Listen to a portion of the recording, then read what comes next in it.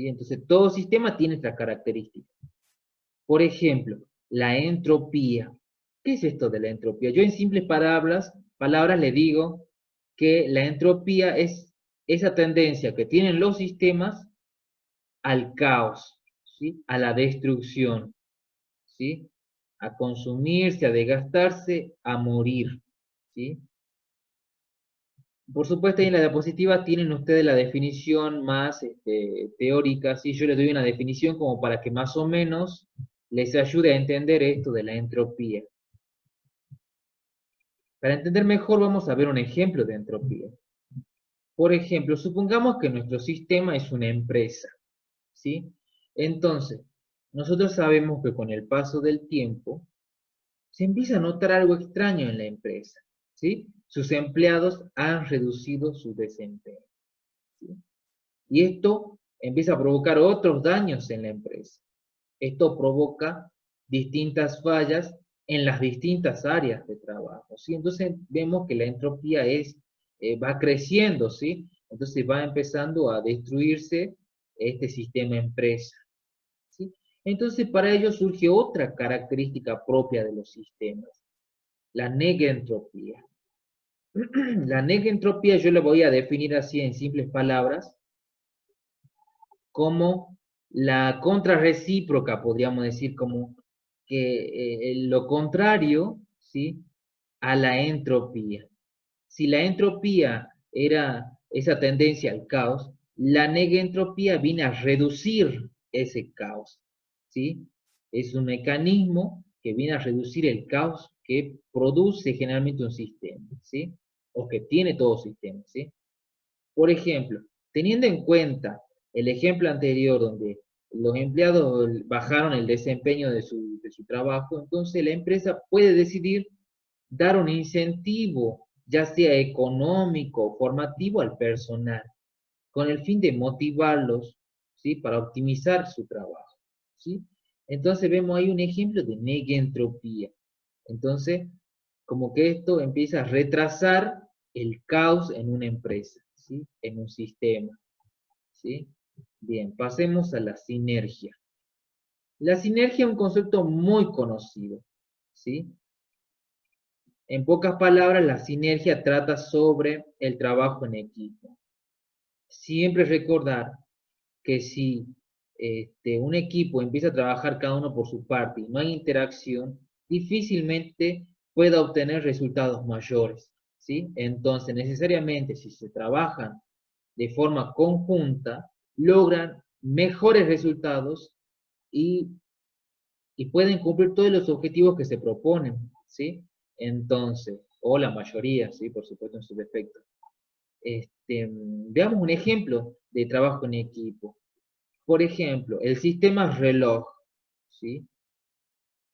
Por ejemplo, sus piezas por sí solas, ¿sí? Cada una por sí sola, no me puede decir la hora, ¿sí? Necesariamente, cada una de estas piezas deben unirse y trabajar en conjunto para que recién me puedan decir la hora. Sí, es un ejemplo bastante chiquito donde podemos ver la sinergia que hay en este sistema reloj. Otra característica importante de todos los sistemas es la homeostasis, ¿sí? Que se trata sobre un equilibrio dinámico que tiene todo sistema.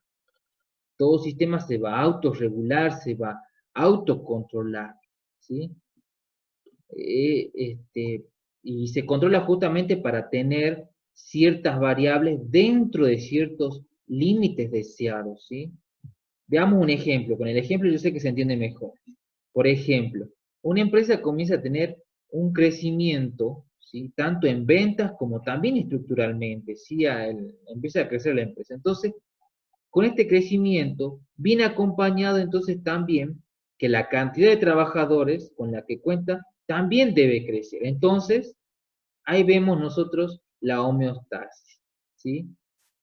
Si la empresa le está yendo bien, está teniendo ganancias, está creciendo estructuralmente, hay más instalaciones, todo lo demás, entonces podemos permitirnos decir que también tiene que crecer la cantidad de empleados, ¿sí? Porque si no crecerían la cantidad de empleados, entonces esto puede resultar ineficiente y los trabajos no se lograrían llegar a hacer en tiempo y forma. Entonces eso, bueno, eso ya tiene que ver con la entropía, ojo, ¿no? Pero la homeostasis está en que con el equilibrio, ¿sí? Si algo empieza a crecer, entonces necesariamente otras variables también van a tener que empezar a crecer, ¿sí? Si algo empieza a decrecer, entonces otras variables tienen que decrecer, ¿sí? En este caso, las variables que se tocan son, por ejemplo, aumentan las variables de ingresos, aumentan las variables de estructuras de la empresa, ¿sí? Entonces, también tienen que incrementarse la variable de la cantidad de trabajadores, también se incrementa la cantidad de tareas a realizar, ¿sí? Entonces, eso se llama homeostasis, ¿sí? Bien.